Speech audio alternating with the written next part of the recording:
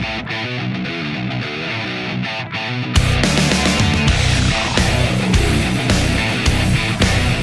up, everyone? Welcome to Epic Battlecry, the place where we cut through the crap to get to the real deal in the gaming industry. Today, I am Daniel Kaiser, joined by Brent Adams and Tony Grice, and it is Thursday, October 2nd, 2014. We hope everybody is doing well on this, the second to last edition of our question-answering podcast before next week when we have a final Kaputska for EBC. But anyway, we're going to dive right into... Let me ask you a question. Yeah. Is Kaputska a word, or did you just make it up? I literally just made it up.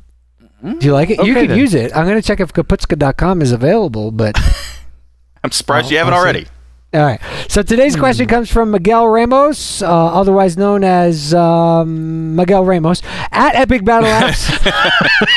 If you could play only one game that releases from now until March, what would it be and why? I think a lot of people are asking themselves that question right now because we're getting ready to hit, as Tony alluded to on yesterday's podcast, kind of this, holiday season, Kaputska, which is lots of games coming out, lots of money to spend, lots of time to dedicate. So, TG and 3D, let's start with you. There's a lot of good games on the horizon between now and March. What are you looking forward to the most and why?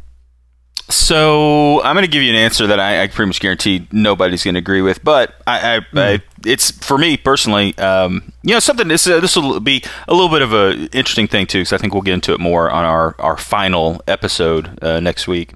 But in all fairness, I have sort of been I've been definitely on the downward side of my interest in gaming over the years. Like I have everything from a 2600, which I had when it was new and was playing it. That was like the beginning of my gaming, and probably the peak of my interest in gaming kind of happened in the 32 to 128-bit era, like the PlayStation 1 to PlayStation 2, and then kind of ever since then it's sort of changed, evolved, things like that. And so looking at games the way I do, they're really I play very different games than maybe I would have at one time, I guess is what I'm saying. And so the game that I'm kind of looking most forward to right now is Captain Toad and the Treasure Trove. I can't remember the exact name, but the Wii U game. It's like the little puzzle game with Captain Toad going around those little 3D mini levels, kind of like what you got in Super Mario 3D Land. It looks awesome. Dude, looks totally me that game just doesn't look fun.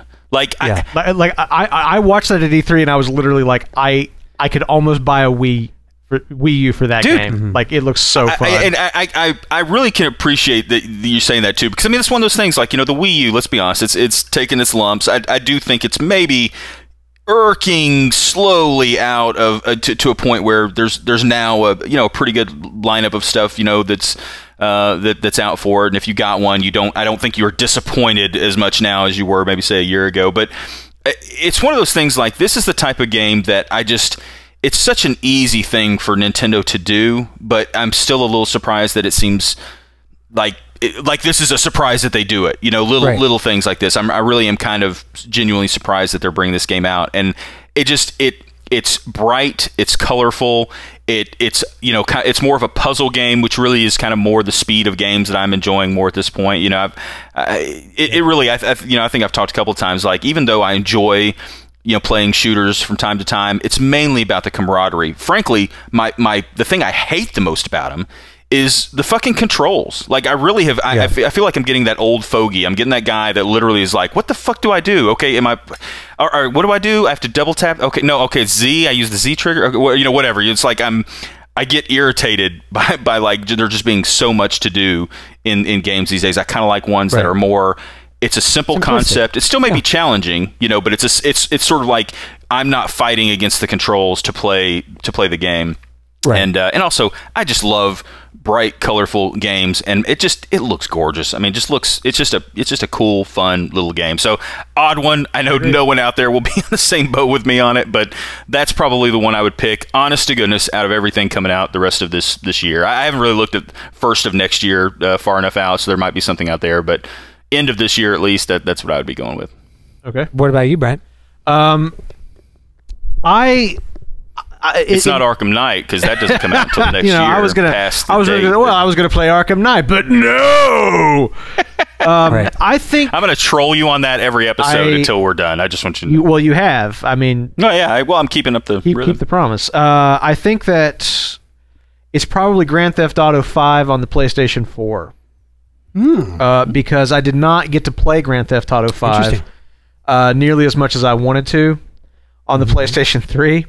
And so if the question is, what do you want to play from like now to March? It's like, okay, it's like if I had 6 months, I could conceivably play Grand Theft Auto 5, and I'd really like to, because I love the series, and I loved what I did play of Grand Theft Auto 5 briefly, but I'd really like to get back into Grand Theft Auto 5. I think it looks gorgeous on the PlayStation 4.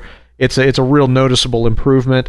And a couple of good friends of mine are getting Grand Theft Auto 5 on their PS4, so I'd love to be able to play with them. My buddy Eric, especially, he and I share a great fondness for that game, and I'd really like to be able to play with him. So anyway, that's probably what I would go with. I go with Grand Theft Auto 5. Not a new game by any stretch, but like right now, it's probably at the top of my backlog list that I'd like to get back to. So anyway, whether or not it happens.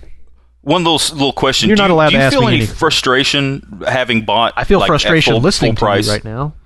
At full price, the Grand Theft Auto 5 on PS3 or whatever you got it on before. No, I bought it at the time. At the time I bought it, I was like, I could wait 6 months and get this on PC, or whatever. But I went ahead and got it. I was like, you know what? Like, I'll sell it. I'll get some trade-in value for it.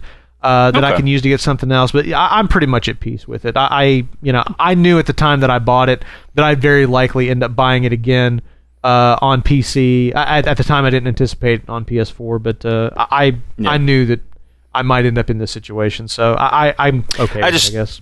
I just wondered where, because it sounded like you just didn't get to play it as much, and I sort of, that was one thing. Like, I actually wanted, that was the Grand Theft Auto I wanted to sort of start getting into, because I just didn't enjoy the other ones. Like, I tried 4, tried a couple of the other spinoffs, but this one looked great. But I was like, you know what? I think I'm just going to wait and pick up, again, the PC version, which is still not going to be released at the point the PS4 one is. But anyway. Yep. Interesting. DK, what do you think? Yeah, there's a lot of good games that I'm looking forward to. This question is very pointed in that it asks from here until March, and how I would spend that time with one game. There's so many. The Witcher will be out in that time. Obviously games that are just in the 2015 window. Games I'm really looking forward to, like Below and Rime. Also Rise of the Tomb Raider. Of course, Legend of Zelda Wii U. I'm really looking forward to those, and Uncharted. Yes.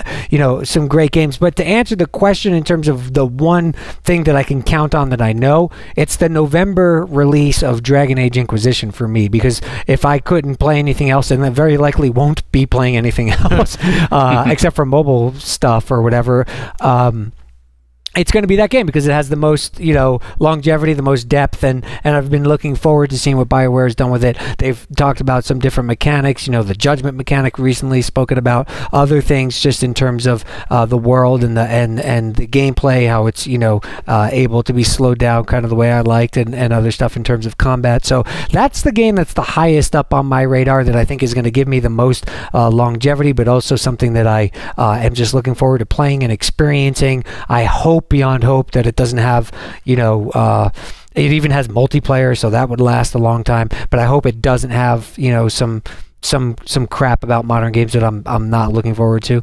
I hope I don't have to log into something every single time I boot it up and then deal with this, that, and the other thing. I just want to play a compelling game with a good story and good characters and enjoy it. So I'm hoping Dragon Age Inquisition will be just that, and that's my answer.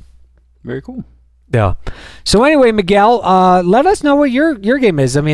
Tweet at us and let us know at EpicBattleX what games you guys would play if you could only pick one between now and March. There's a lot coming out, a lot of great games. And we'll read them to ourselves. We'll read them to ourselves, and we'll evaluate, and we'll reflect, because we're not going to have a podcast to talk about them on much longer. So anyway, we hope that answers your question. And on behalf of TG and 3D and Viking Brent Adams, I'm DK Money Shizzle, all up in your nizzle. Thank you for joining us on this Thursday edition of Epic BattleCry, and reminding you to cry havoc and let your voice be heard. Have a nice day. It's a Thursday. How is it not going to be a nice day? I mean, that's very true.